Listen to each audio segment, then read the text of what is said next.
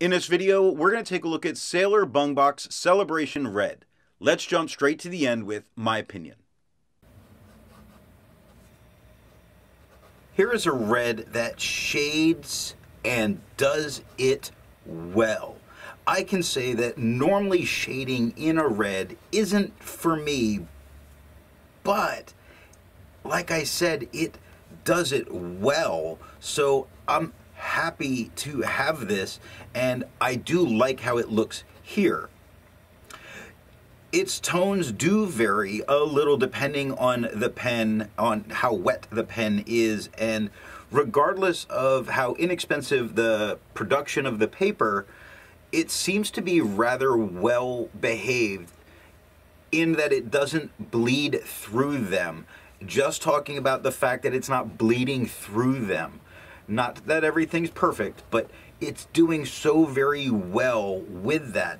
It makes this a red that I really do consider looking at. With that, it is a little less rich a red than is my normal preference, but I think it looks really good. Now, if I didn't already know what the Sailor Spider Lily looks like, I would be willing to pick up a bottle of this. Now, Spider Lily is going to be the review next week, and it's going to be in next week's pen, so we can have that to look forward to.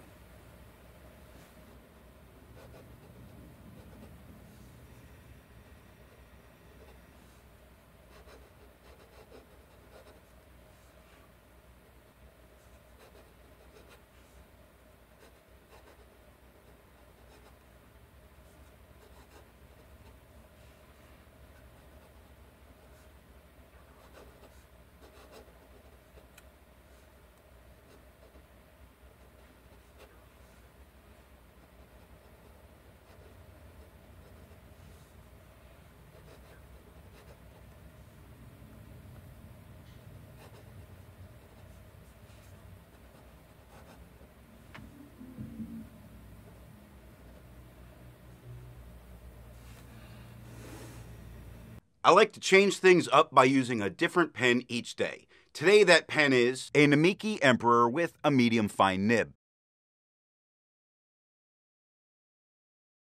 It's inked up, used for a day, and used to take the notes for this video. To see how I arrived at that opinion, let's take a look at the first writing sample done on Clairfontaine.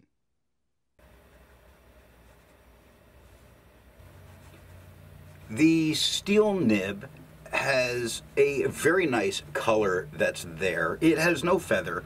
It has no spread. It is offering some shading throughout a bunch of the writing. It's doing very, very well. And I think it looks really good here.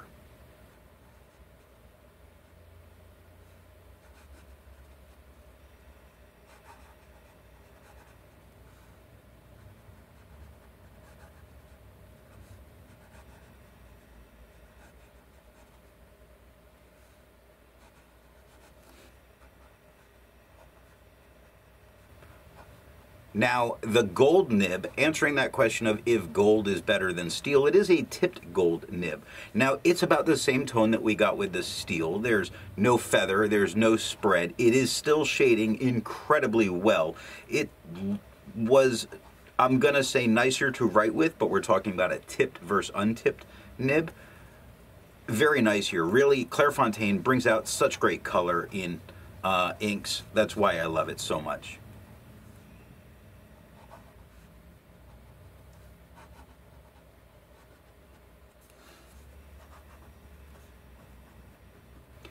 The Fude nib I chose because I knew it's going to go ahead and highlight major problems that an ink can have, especially how wet that pen is.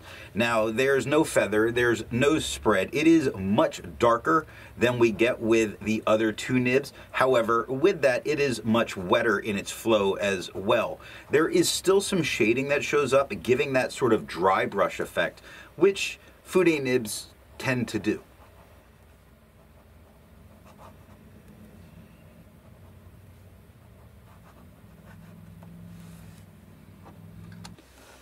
Looking at the back of the page, we see that we get no bleeding and no ghosting. To have a range of experience with this ink, all of the writing samples are done with a Noodler's Ahab with an extra fine nib.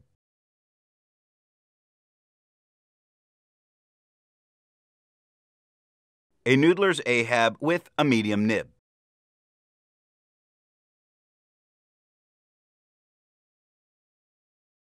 A Noodler's Ahab with a 1.1 stub nib.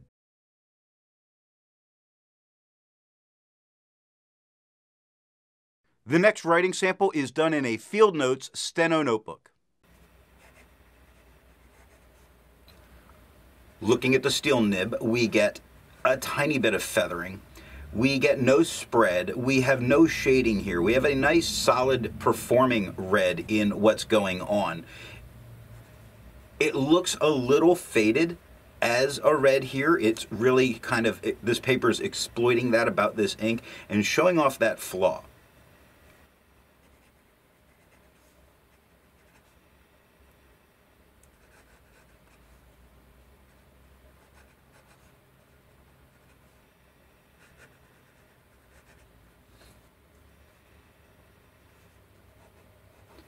The gold nib has a tiny bit of feathering as well. It has no spread. It also has no shading. The tone of this ink is still coming out the same that we got with the steel nib. It's not doing bad, it's just not as vivid a color as I would prefer.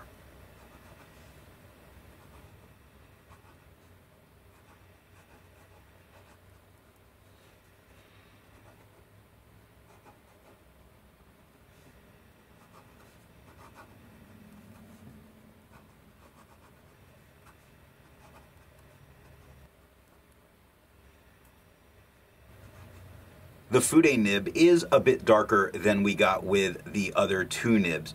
It does feather, it's not spreading, there's no shading, but while it's darker in tone, it's got a little bit of a kind of pink lean to it, I think.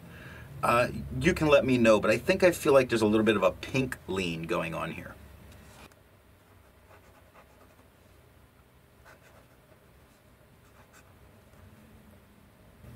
Looking at the back of the page, there's a ton of spots where you would think that it did bleed through, but it did not bleed through and touch the page underneath, although you can't use the back of the page because of this extreme ghosting.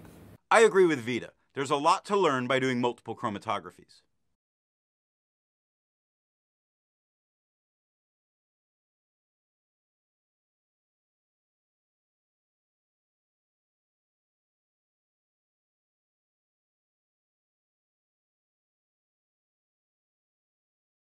The next writing sample is done in an AmPad Steno notebook.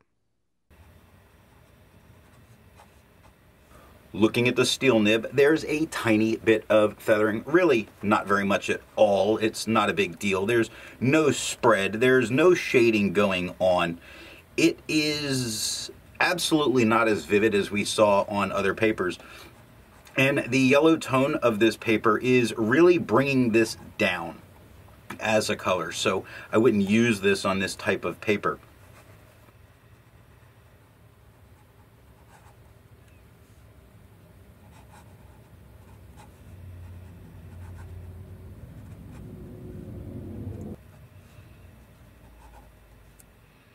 The gold nib is a little bit lighter than what we got with the steel nib. There's a tiny bit of feathering, both of those feathering. Again, it's very minor. It's practically nothing other than looking really close.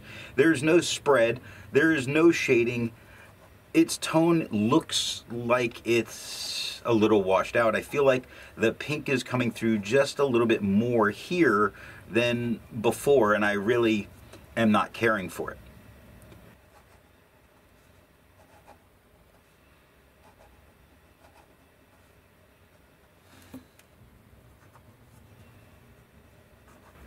The Fude nib, exploiting any kind of issue that this paper is going to have with it, it feathers. It's not spreading though, but that would be hard to tell with a Fude, so that's on its side. Now, there's shading spots that do occur, as in you're going to see a few spots here and there, but that's about it.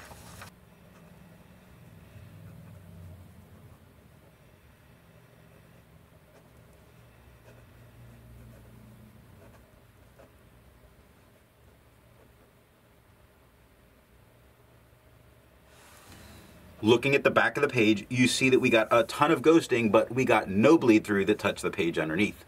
Resistance tests are done to see how this ink can be expected to perform on the page, and more importantly, how hard it may be to clean from your pen. This smear is allowed to dry for 3 days before testing it. And here we see the results of the resistance test.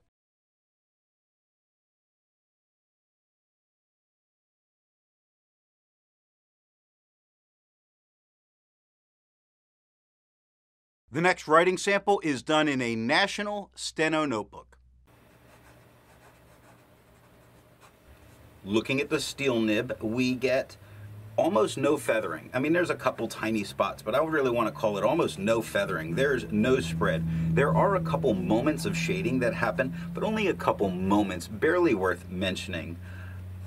Not too bad in tone. It is holding on to being more red than that pinkish tone that was coming through before.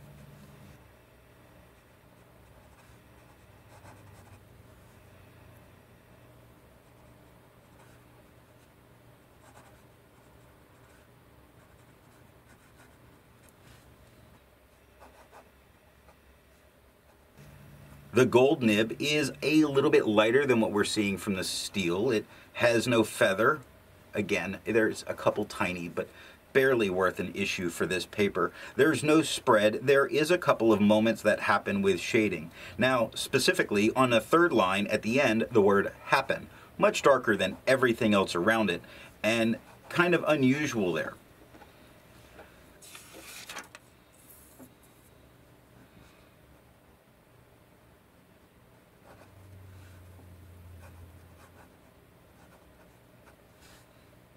The Fude nib was kind of funny in dealing with it. It's much darker than everything else on the page. Yes, it feathers. No, it's not spreading, but you're going to see that the pen runs dry, and it's not a problem with the pen.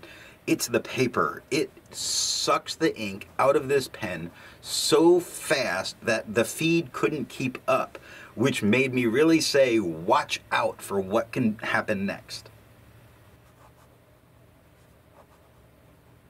When we look at the back of the page, much to my surprise, there's very minor ghosting. There's no bleed through that touches the page underneath. In fact, it's only in a couple spots for the Fude nib where you might have some difficulty using the back of the page. With over 1,000 inks reviewed, let's take a look at some color comparables. Here is Levenger Cardinal Red. Here is Monteverde Valentine Red. Here is Noodler's Tiananmen.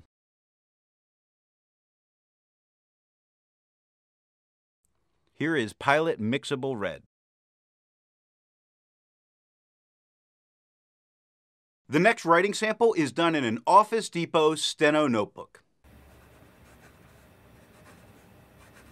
Looking at the steel nib, there's no feather, no spread.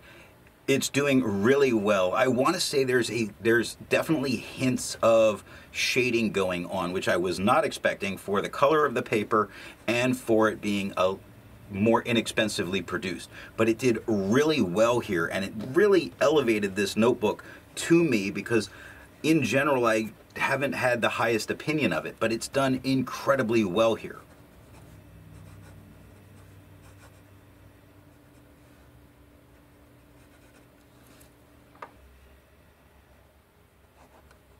The gold nib is a little bit lighter in tone than the steel nib. It has no feather, it has no spread. It also shows a bit of shading. It's doing very well here. Now, I said it was a little bit lighter, but it's not a little bit lighter that is giving me that kind of, it might be a little pink vibe. No, it's still holding on to being red.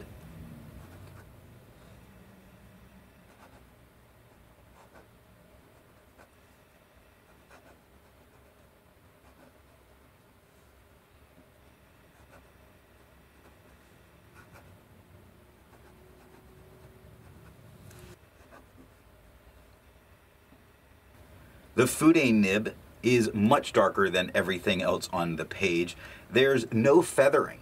There's no spread. There still is some shading that's coming through. And I think the shading that you see in the red of this Fude nib kind of shows why I don't care for shading in red inks, and I prefer them to be darker. Now with that, I like how it looked with the other two nibs, but in this case, I just felt like it didn't look as good.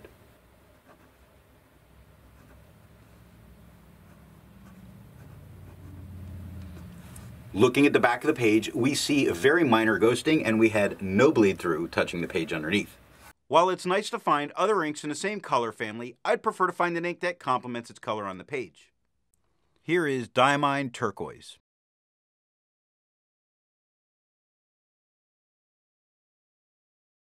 Here is Montegrappa Dark Blue.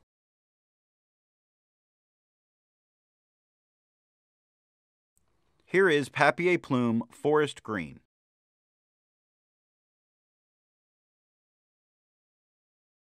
Here is Robert Oster Green Black.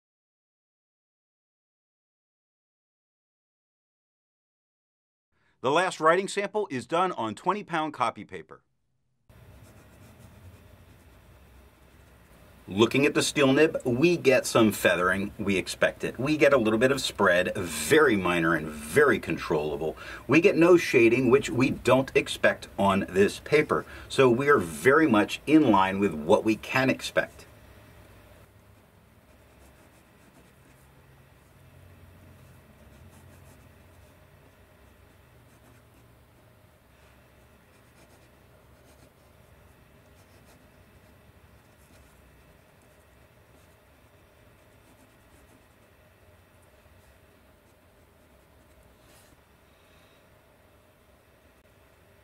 Looking at the gold nib, it is a little bit lighter than what we were getting with the steel nib. Strange that that happened over the last couple of papers. There's minor feathering. It's expected, but I think it's doing very well here. There's a tiny bit of spread, but I don't think the spread that occurred on the gold nib was as much that occurred on the steel. There is no shading here at all, as we would not really expect it.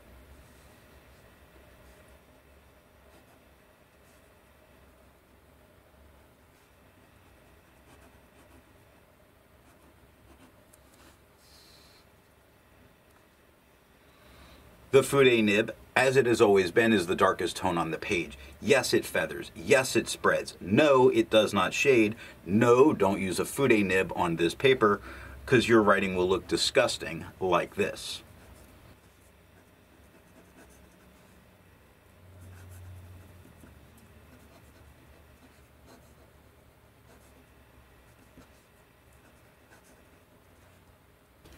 Looking at the back of the page, I was in shock when there was no bleed through that came through. Yes, it bleeds very heavy into the paper and you can't use the back of the page, but it does not corrupt the next page, which absolutely surprised me here.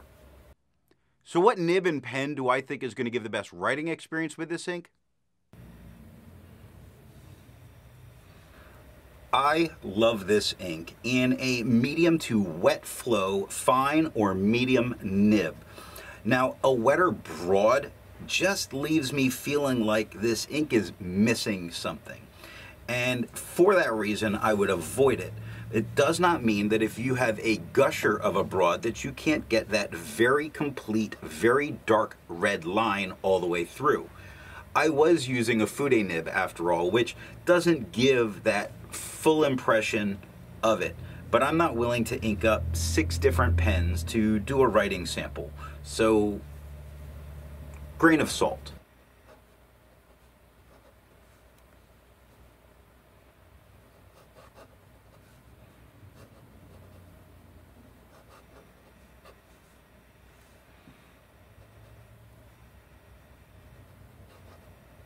I hope you got something out of this video, and if it leads to you wanting to try this ink, when you purchase it, let the retailer know where you heard about it, whether it's me or any other channel. Thanks for watching.